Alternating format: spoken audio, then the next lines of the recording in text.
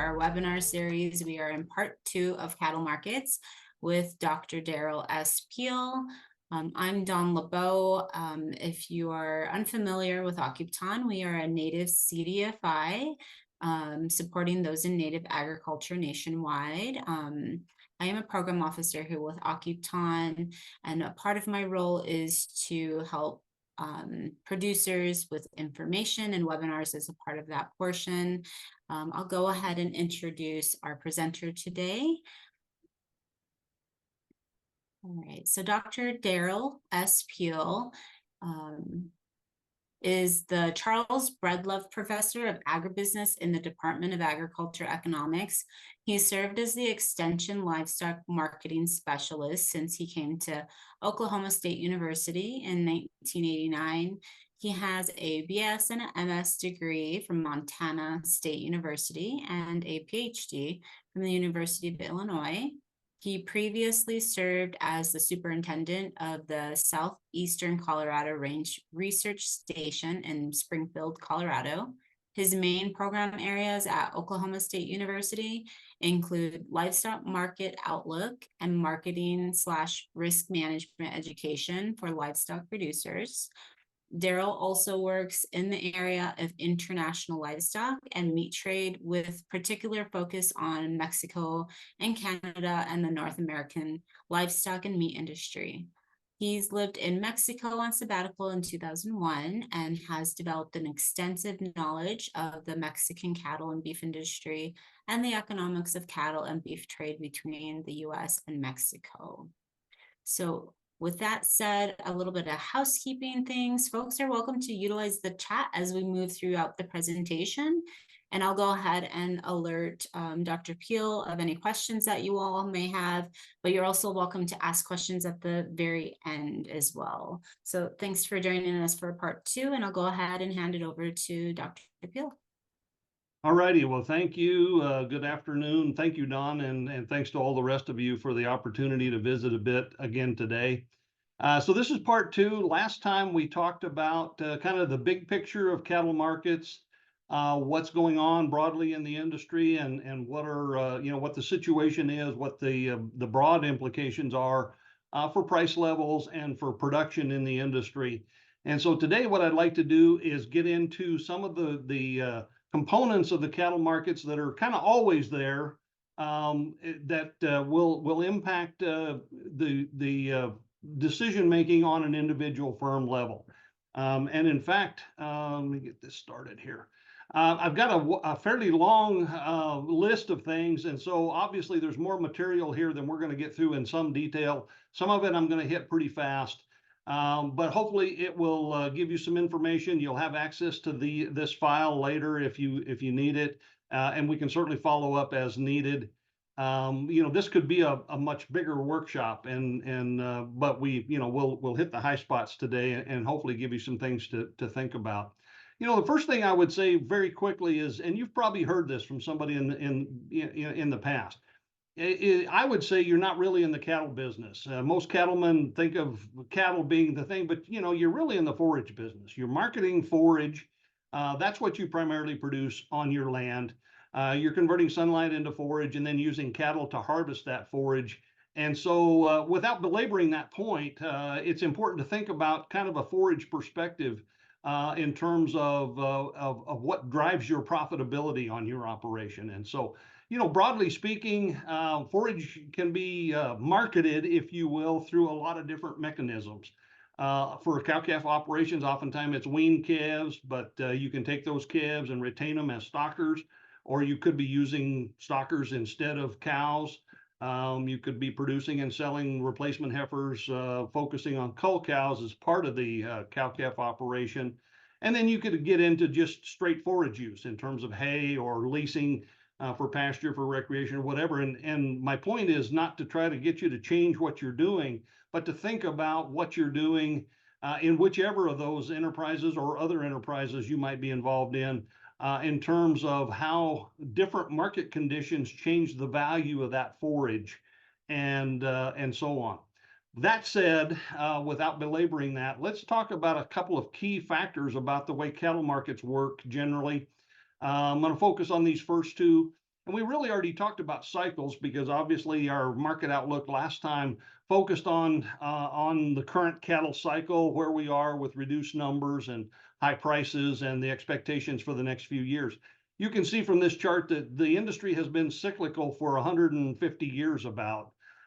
These inventory cycles lead to price cycles.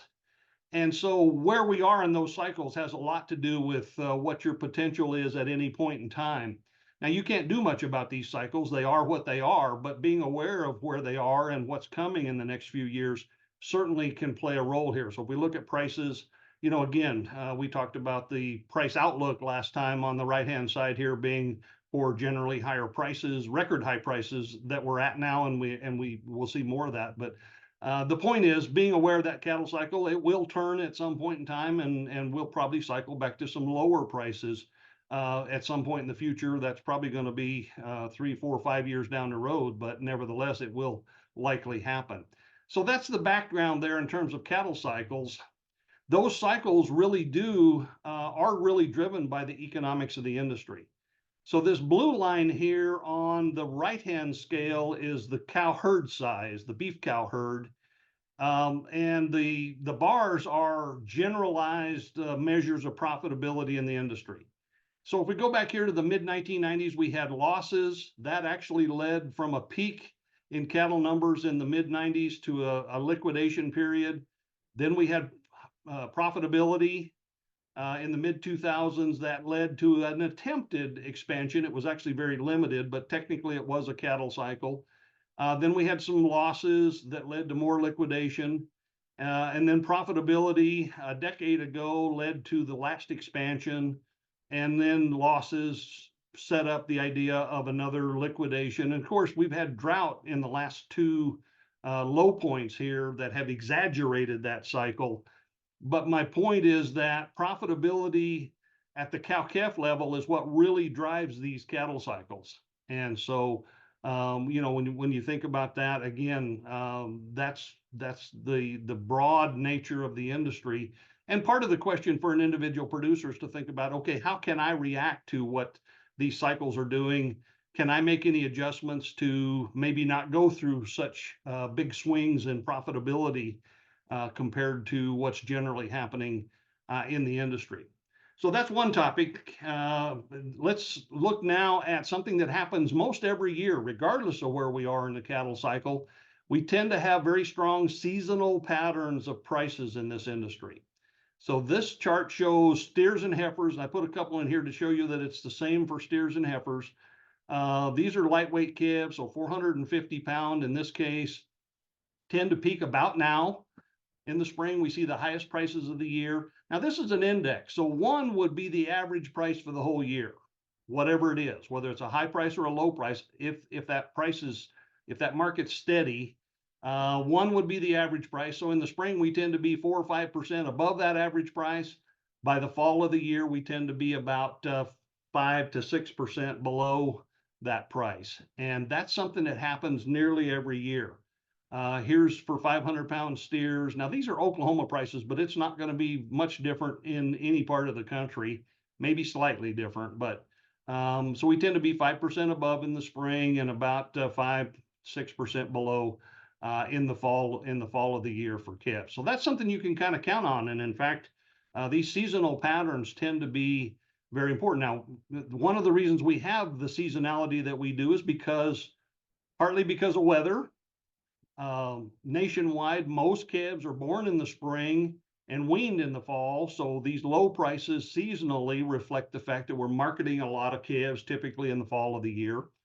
And that may be one reason why some producers consider not selling all their calves at weaning, but in fact retaining them to put some additional weight on them. Excuse me.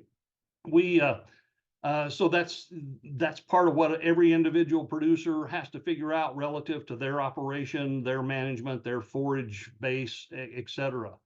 In some parts of the country, fall calving is an option. And one of the reasons to consider fall calving is to be sort of counter seasonal, if you will, relative to the prices. So if your calves are born in the fall, in August, September, and weaned in the spring, you're going to be closer to those seasonal peaks.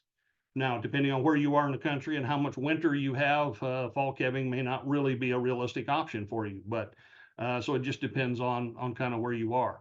Now, as you look at bigger feeder cattle, the seasonal patterns are very pronounced, but very different. So if we look at 750-pound steers and heifers, they tend to be low in the spring and highest in the second half of the year. So if we focus on an 800-pound steer, for example, they tend to be at their lowest about now seasonally, and they will generally go up through the second half of the year and peak late in the year.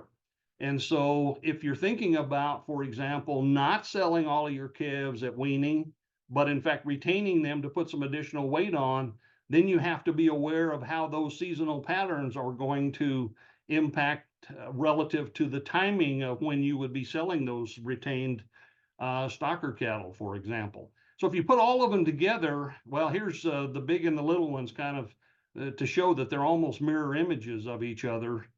For the blue line is the calves and the red line is the bigger feeder cattle. And if you put for various weight groups, they're all a little bit different. It gets to be a very complicated looking chart. And so the point here again is it's something that you should probably be aware of, these seasonal patterns. And if you are changing the timing of marketing in terms of when you're marketing, as well as the size of cattle that you're marketing and so on, then these seasonal patterns become very important to you. Just quickly, this probably doesn't affect many of you, but you could be involved in finishing out steers. So feedlot cattle tend to have a seasonal pattern. It actually looks pretty similar to the calf pattern. Highest in the spring, about now, seasonally, typically the lowest around Labor Day in the fall, and then recovering a bit at the end of the year. For cull cows, something that is a part of every cow-calf operation, the seasonal pattern, again, reflects the fact that we cull most cull cows in the fall of the year. So that's when the lowest seasonal prices occur. And then and there are times when it makes sense to actually think about keeping those thin cull cows and putting a little bit of weight back on them and taking them into the first part of the next year, and you'll see a significant increase in price for those cull cows. And even though calves is our focus from cow-calf production, for most cow-calf operations, cull cows and cull bulls would be in with that, would represent 15 to 20% of the total revenue of that operation typically. So you don't want to ignore the potential for marketing those cull cows as well. So seasonal patterns is a pretty strong influence. If as a market analyst, when I'm making price forecasts, the first thing I do is start with that seasonal pattern from where we are now to some point in the future for whatever size or class of animals that I'm talking about. I start with that, and then I may adjust that seasonal pattern based on other things that are going on in the market. But I always start with the seasonal patterns. They're a very strong influence.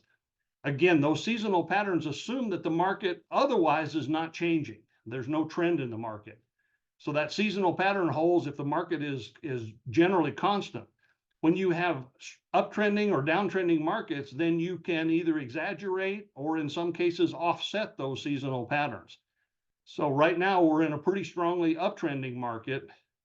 So if you think about it from now in the spring, when we said the calf prices, for example, would typically be at their peak in right about now, end of March, 1st of April, and would typically be lower in October, November, that may not be true this year if in fact the general trend in the market is up. And so the fall low may in fact be as high as we are now or even higher because of the trend offsetting and sort of eliminating the normal seasonal pattern in that case. So you certainly have to consider that as well. When we think about feeder cattle marketing, the way we do it can vary a lot. So we can use local auctions or regional auctions, video auctions, selling directly out of the country. You may market cattle directly from the ranch. And then there's direct marketing programs where you're actually marketing into a specific program or some sort of an alliance program that has specific requirements and so on. And all of those have implications for value for cattle and so on. I want to share with you very quickly the results of a large analysis of auction data that we've done in recent years. And I'm gonna flash past some of the details here to get into the bottom line, if you will. But I want you to realize that this was a fairly big study.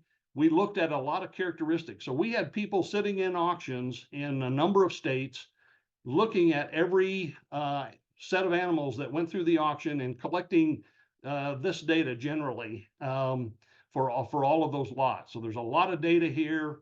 We did 92 sales, about 275,000 head of cattle in several different states, you can see on this map.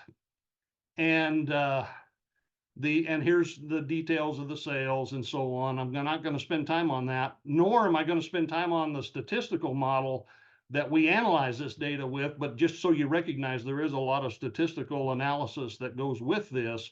It looks like this. It's really ugly. That's enough of that. And so when we get to the results, then we start looking at the upshot of that statistical analysis is to try to isolate the value of different characteristics of each group of cattle that come through the auction. One of the biggest impacts that we see is just the lot size, the number of head in each group of animals. So if you start with one head, which happens in some areas where you see really small lots, 1, 2, 3, 4, 5 head, the value goes up significantly for those really small lots from 1 head to 2 to 3, 4, 5. There's a big increase in value. As you approach truckload lots, which depending on the weight of the cattle is anywhere from 50 to 70 or 80 head, then there's less impact of getting bigger lots, but the overall value of those lots will be bigger. So you can see here from that line that we just looked at, from 10 to 20 head, you tend to add about $5 a hundredweight to the value of every animal. And this is something, again, that we see from the data. So that's a consideration for some folks. Now, your overall herd size is probably relatively fixed, but to the extent that you can package cattle into larger lots, you can certainly impact the value of them. That's one of the arguments maybe for backing up into managing your breeding season, to have a more uniform set of calves that will be close to each other in size and weight, and so that you can market them and take advantage of this kind of an impact. Other factors that came out of this auction study, of course, heifers bring a discount to steers. We can't change that. But bulls bring a significant discount relative to steers, so we do control that.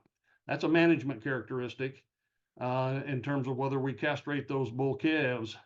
And then, the type of animals they are matters. Number one, muscling brings a bit of a premium. Medium frame animals actually are the highest on average. Those are things that you would control through genetics on a longer term basis. You wouldn't change them in the short run, but they might impact kind of how you want to position yourself in terms of the kind of cattle that you have and who wants them. Part of that discussion, and I certainly don't want to generate animated discussion about breeds or colors of cattle. We don't call them breeds because you can't tell most of the time in an auction setting. But there are certainly differences in value that we observe in an auction environment. So using black-hided cattle, which do predominate heavily in the market as a base, everything else relative to that brings a lower price, all else being equal. Okay, so these value characteristics are accounting for everything simultaneously. So this is the value of this characteristic by itself. And so when I say black mixed here, for example, that's a lot of cattle that are mostly black, but there may be some other colored animals in them. Same with red and red mixed. Okay, but red-hided cattle bring less on average for the same kind of cattle, same frame size, same muscling, same quality generally, at least is what in terms of what you can visually see. They bring a lower price. And, I'm not going to argue whether that's justified or not. I don't necessarily think some of these are, but they are what they are. This is what the market tells us about the value of different cattle. So we get into some light muscle cattle, whether they're dairy influence or something like a longhorn influence, big discounts in quality. Mixed lots can be high quality or low quality, but again, they bring a discount relative to black-hided animals were used here as the base. In the southern part of the country, we've got a lot of Brahman influence. Brahman influence cattle do bring a discount, even if there's only a little bit of Brahman influence detectable visually on these cattle as they come through the auction. This is probably the most important part of this from the standpoint of what we learned today. Weaned animals versus unweaned animals bring $4 to $5 a hundredweight premium. So there is value in having cattle that are weaned. Additionally, cattle that are vaccinated compared to unvaccinated cattle bring a couple of dollars a hundredweight more. If they have horns and you get rid of them, or if you don't get rid of them, there is a significant discount on horned cattle. And then, fleshiness and fill relate a lot to the conditions under which they arrive at the auction, really. Fleshiness is a longer term question of course, whether these cattle have been on a thinner plane or a shorter plane of nutrition for an extended period of time. Fill is related to just how they appear coming through the auction. I'm going to talk a little bit more about preconditioning programs a little bit later, but they do have value, and that's kind of what this tells us. And one last thing, and this might be important to some of you because cattle that get marketed as natural through auctions, natural usually means no implants and maybe some other things. It's not necessarily a universal definition. They don't necessarily bring a premium at auctions. Now, certainly if you're part of one of these programs like NHTC or something like that that requires that, then they would have value. But in general auction environments, we don't see that natural cattle bring a premium, and we know that you give up something by not implanting those calves. So that's a consideration that I think producers have to figure out. So what does all of this tell us? Well, Dr. Peel, yes, ma'am. we have a question in the Yeah. chat. Where would a black baldy come in on your scale is the question. Where would a black bull? A black baldy. Oh, a come black in. baldy. Oh, okay. In terms of this, we would consider black baldy animals to be black-hided. So black in this case doesn't mean necessarily solid black, but black baldies or black motley face cattle would be considered black-hided as well. Now, if it was again a black mixed would be blacks and black baldies, but if there was one or two reds mixed in with them or something, that would be black mixed. And it depends on the size of the lot, but so yeah, I hope that answers the question. All right, thanks. Great. So just as an example, and this is kind of an extreme example, but what this data tells us, if we compare on the right-hand side of a bull, 550-pound bull, so he hasn't been castrated, by himself, one head, the fact that he's a bull would get you a discount in the market. Oh, and he's got horns too. I forgot to say that. So I don't know what this animal looks like. I didn't get into color here because I didn't want to do that. I'm thinking about management things that we can control. So this is a bull calf with horns, not castrated. He's got horns. He's going to bring on average about $87 a head less than the average animal. By contrast to that, if we take the same size of animals that are steers, 550 pounds, there's 20 head of them in a lot. The lot size impact is over $100, almost $120 a head. These calves are weaned, so that's another $25 a head. They're vaccinated, that's another $11 a head. So these calves bring $150 more compared to the base. And so if you think about between these two, going from an $87 discount to $150 premium, there's about $240 difference in value between the one bull and the 20 steers. And that's, again, kind of an extreme example, but it's to illustrate the point that, there's a lot of things as managers that we do control that impact the value of cattle. And this is only in an auction setting. So you have to remember, this is all based on auction data. Some of the implications are a little bit different if you market the cattle through different marketing channels. But an awful lot of cattle go through these auction settings. There's location data from all these different sales, and I'm not going to spend any time on this. I'll just show you this map, and you can't read these numbers. This was pulled off of a poster, but there are regional differences in prices, which is maybe interesting. It probably doesn't impact you. It's just kind of a fact of where you are. But on average, on any given week, most of the time, the highest feeder cattle prices in the country will be in Nebraska, and they tend to go down in all directions from Nebraska. So South Dakota would be pretty close to Nebraska, slightly lower, perhaps, depending on which market specifically. Wyoming, which is really Torrington, and then Iowa and Kansas are close to Nebraska. They'll be the next tier of prices. They'll be slightly lower, maybe 3, 4, or 5% lower. And then you'll have Montana, North Dakota, Missouri, and Oklahoma in the next tier, and so on. So you can think about the country as a bullseye, with the highest prices being in Nebraska and prices decreasing in those circles in all directions from Nebraska. And that's kind of interesting. Like I said, it probably doesn't impact your marketing, but maybe it's good to be aware of that in terms of some of the prices you see reported from time to time. Okay, I want to switch gears and talk a little bit about preconditioning. That auction data showed you that there was value in weaning calves, there's value in vaccinating calves, there's value in castrating the bulls and dehorning them, dehorning any cattle if they're not genetically dehorned, polled. But there are programs where you can do those things and meet certain requirements or protocols. And one of these that I'm familiar with, there's lots of them that do similar things. But we have one in Oklahoma. We've had it for 20 plus years in Oklahoma, called the Oklahoma Quality Beef Network.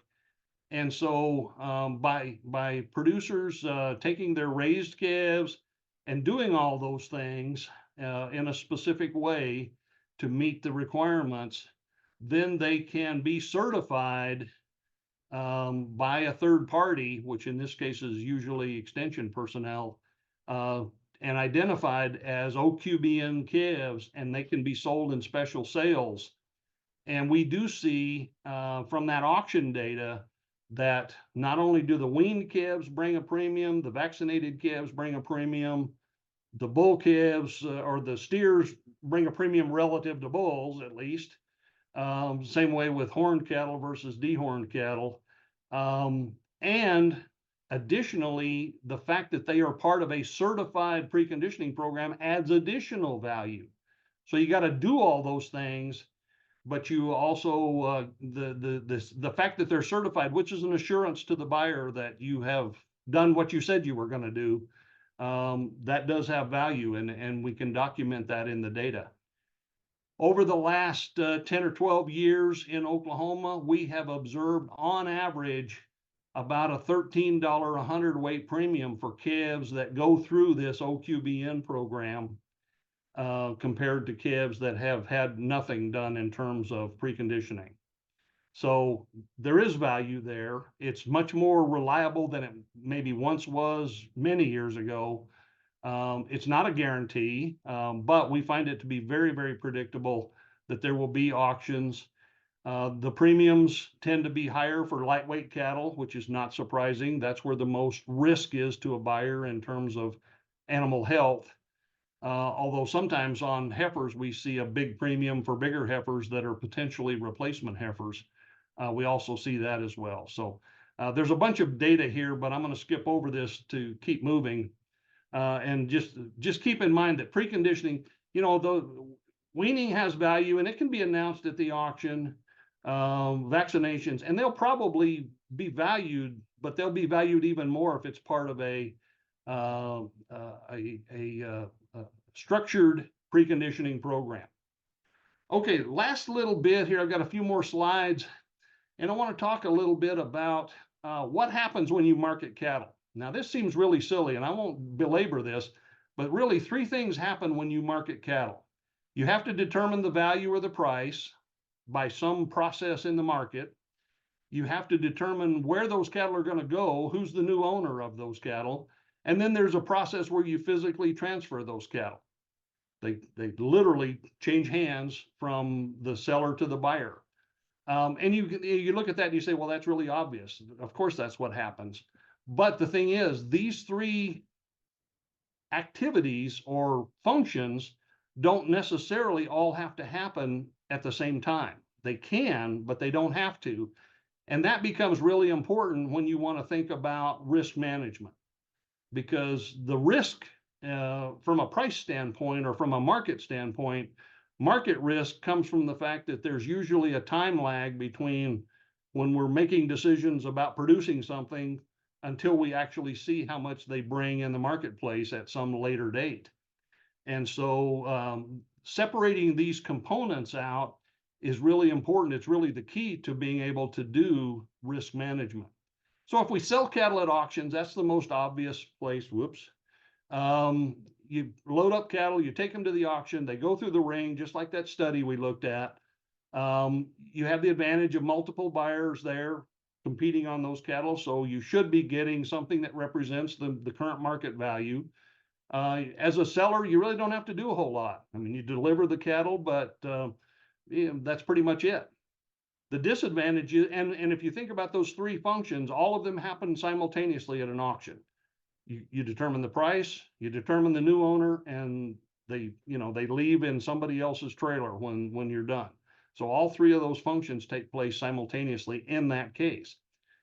The disadvantage is that if you wait until you take cattle to auction, if the market has gone down, well, too bad. You get what you get, right? You take what you get at the time you sell them.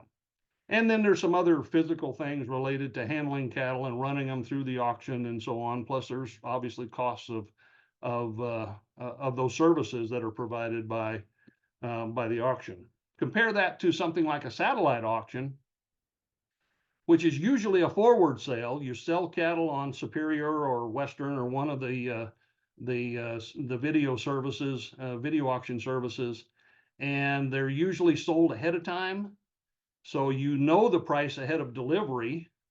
So in some sense, you can sell them now and know what the price is for your cattle. You won't be delivering them until later. So now we're determining the price and we're determining the owner, but we're not physically transferring ownership until some later date.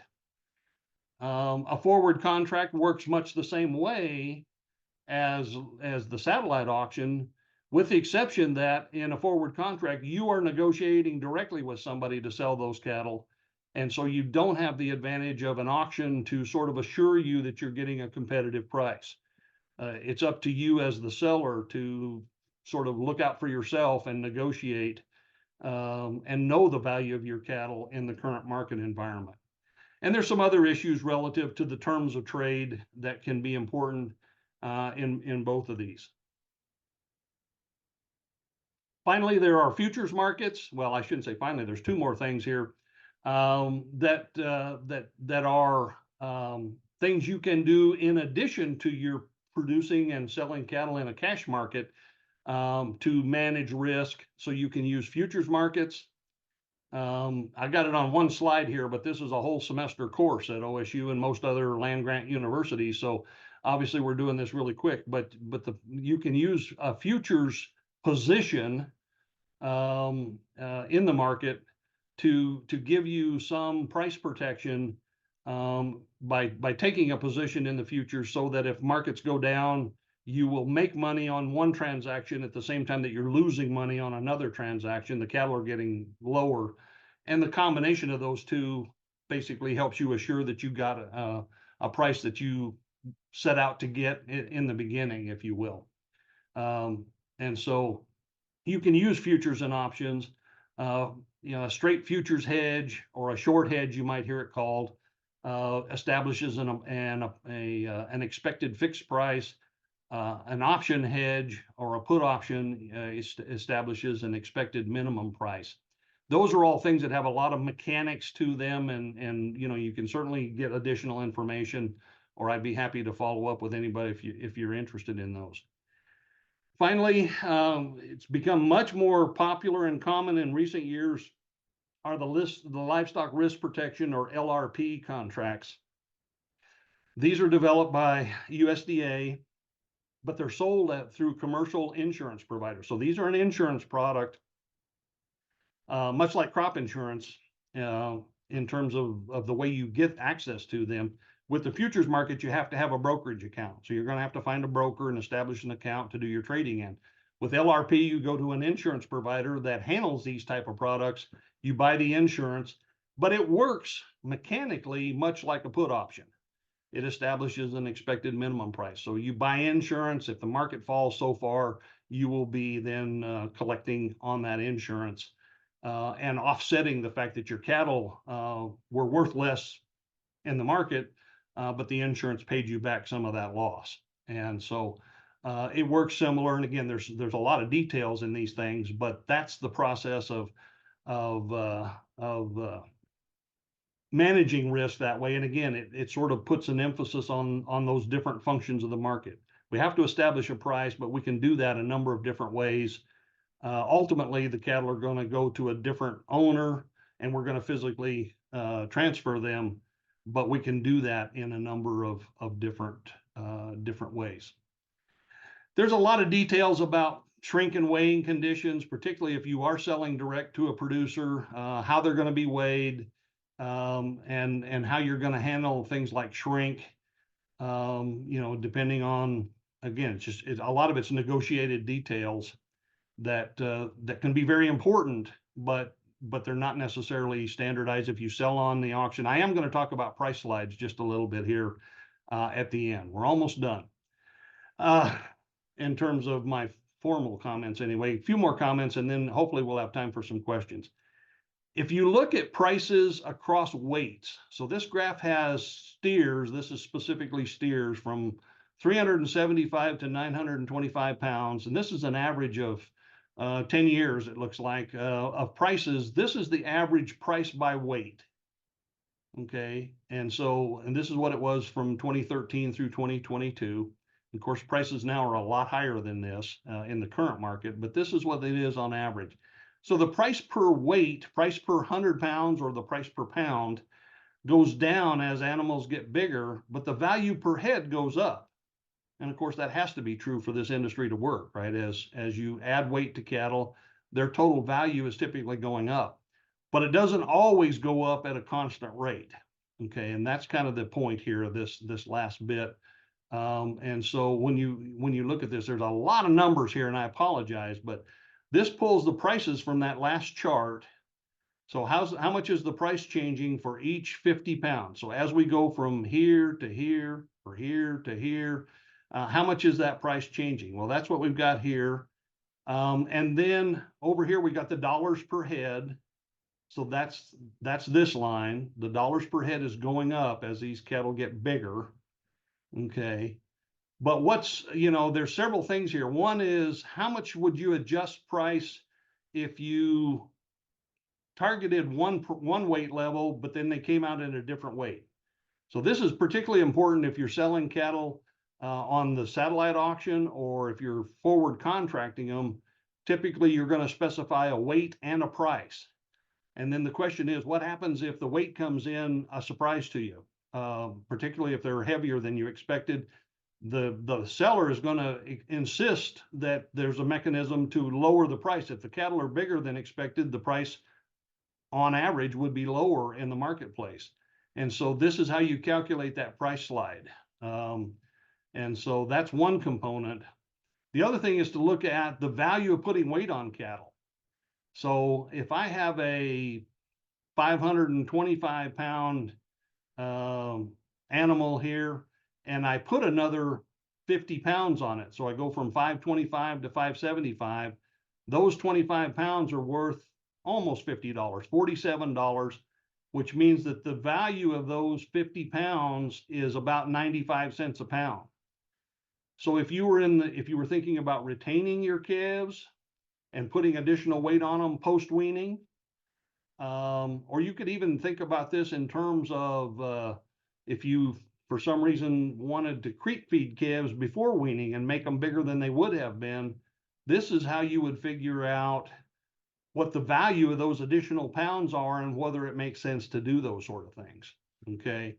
And of course, if you're in the stocker business, your world revolves around this value of gain as you buy animals at one weight and then you sell them at a bigger weight at some point later on.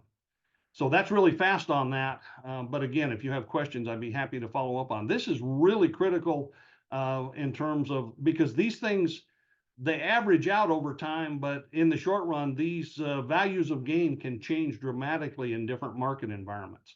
So sometimes it might be worth putting extra weight on cattle. In other cases, it may not be worth putting extra weight on cattle, and you're better off just selling them at a lighter weight.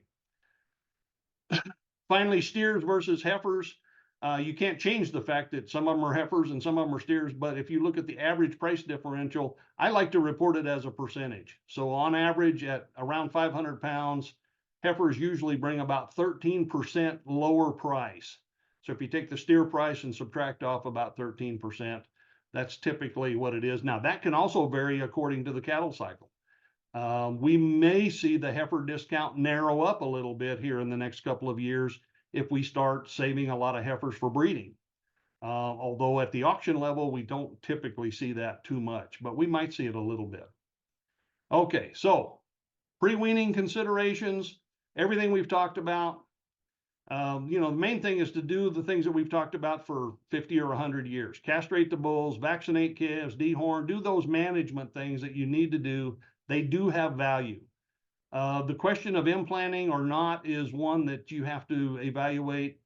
If you have a reason not to, that is to say you're part of a program that will pay you not to do that, then that makes sense. Otherwise, I think you want to seriously question whether or not it's worth the additional weight gain that you will get from implanting.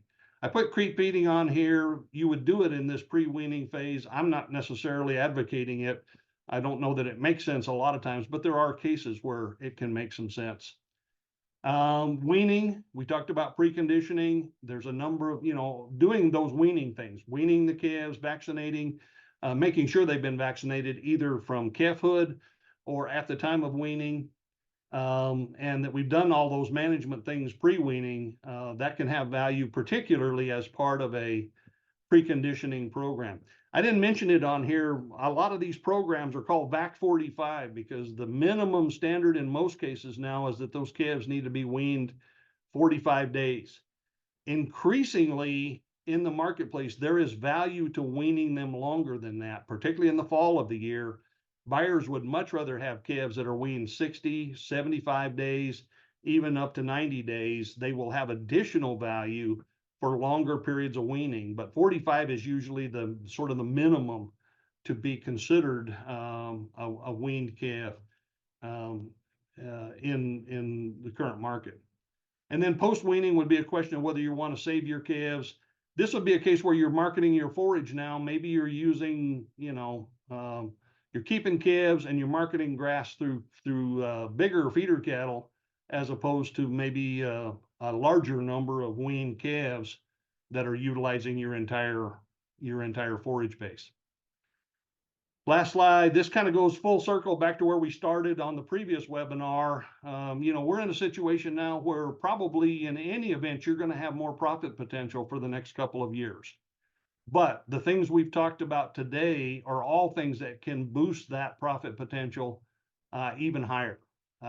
With being aware of the seasonality, being aware of the opportunities to add value through management, and production decisions that you make about what you're going to have to sell, when you're going to have it to sell, what weight to sell cattle at, and so on, can really impact the total amount of profitability. And of course, what I haven't talked about in all of this, and I guess I should go back, and that is that all of these practices have to be evaluated relative to the cost of doing them, right? It's a trade-off.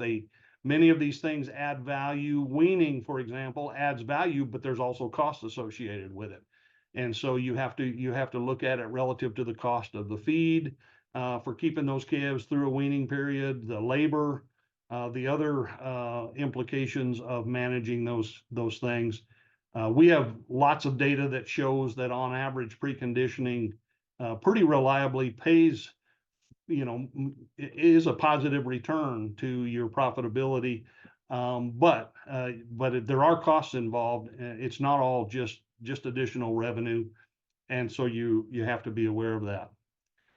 We've got a little bit of time. I'm basically done with what I had prepared, and I went through that really fast. I apologize for that, but maybe if nothing else, it raises some questions that you want to follow up in one way or another with me or with someone else to sort of explore some of this a little bit more. Don, I'm going to stop there and see if we can take any questions for a few more minutes here before we finish up the hour.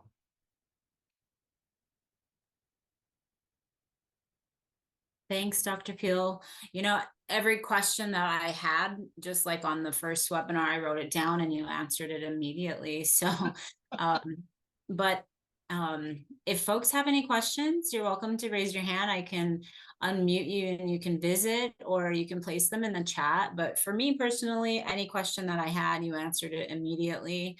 And like Dr. Peel said, there's his email, or you can scan the QR code on the screen there. I'll also go ahead and place his information in the chat so that you have it. Yeah. That QR code, I think I mentioned this last time, will take you to the place to enroll for the weekly newsletter that I write with some animal science colleagues. So we've done this for 20 years. We send out a weekly newsletter, and it will have a variety of topics that rotate through that. But if you'd like to get that newsletter, that QR code will take you to the enrollment, or you can just send me an email and say, put me on the newsletter list. And, that's just something we do. We try to provide this type of information, broadly speaking, on a weekly basis. So I'm happy to do that. I'm also happy to share this information. There's a lot of detail behind some of the stuff that I covered fairly quickly today. And if this leads to more questions, I'd be happy to do that. We actually, in Oklahoma, we have a program called Master Cattleman, but we utilize a large manual called the Beef Cattle Manual that's, I don't know, it's around the order of 400 pages big that covers a lot of production and economic information. And I didn't put a link to that, but that can actually be ordered online. Donna, if you want, I can send you that separately, and you can share that information with folks if they'd like to get the Beef Cattle Manual. It's literally a big book that has 30 something authors, I think, that authored it. And if that's something that's useful to folks, there is a place you can go online and order that, and we ship them all over the country and even out of the country. So. Yeah, definitely send that over, and I'll make sure that all the participants receive it with their PDF slides as well. Because I know a lot of the content was informational, and they might have some time to sit down and really look at a lot of the slides that you presented. Yeah, there was a lot of numbers there, so. Yeah.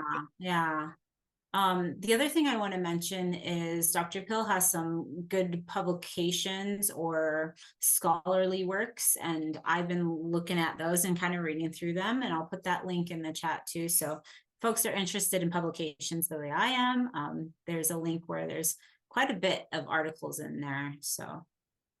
You bet. I'm happy to share any of that. If you, anything that I can do to help, that's what I'm here for. It's what I've been doing my entire career. So I'm happy to do it. And we do have a question in the chat. I'll read it here. Coretta says, thank you. Great information. Can you give an example of how much a steer would profit in 2024? Is there a certain land acreage size for 10 or so cattle just starting out? Okay. Well, the profit, both of those are things that are going to have a lot of detail. And so, this is a very generalized budget series, and every operation is going to be different than this, but sort of on average, we see the profit potential. This is on a per cow basis. So we're talking about substantial profit potential in 2024 with these market prices that we're seeing for calf. And this is assuming a weaning calf. So this would be a standard cow-calf operation selling at weaning. And so, you know, there is considerable potential. Now, again, every operation's different. I do have some other information, or actually, there's some information particularly good out of Kansas State University on the variation in cost of production across different operations. And certainly, size is one of the things that tends to impact that. You know, obviously, smaller operations have to be really careful to not get into higher cost things just because inputs are kind of lumpy in many cases. But the point is there is substantial profit potential. The second part of your question was sort of on the land requirements, and that depends entirely just on what environment you're in. It's going to vary so much.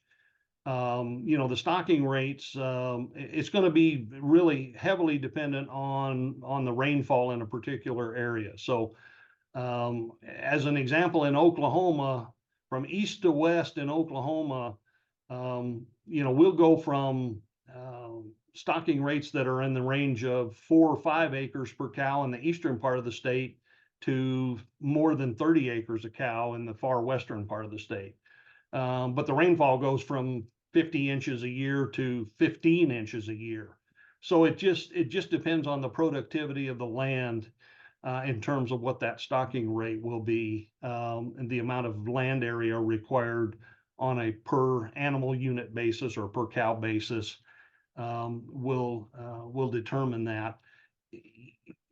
They tend to kind of, I mean, it takes more land the drier the climate, broadly speaking.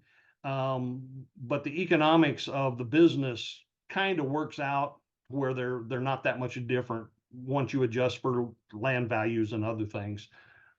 They tend to actually be fairly equalized, but the actual limitation on how many cattle you can run per acre is going to depend on the environment and the rainfall in particular, and the type of forage base that we're talking about that comes from that rainfall.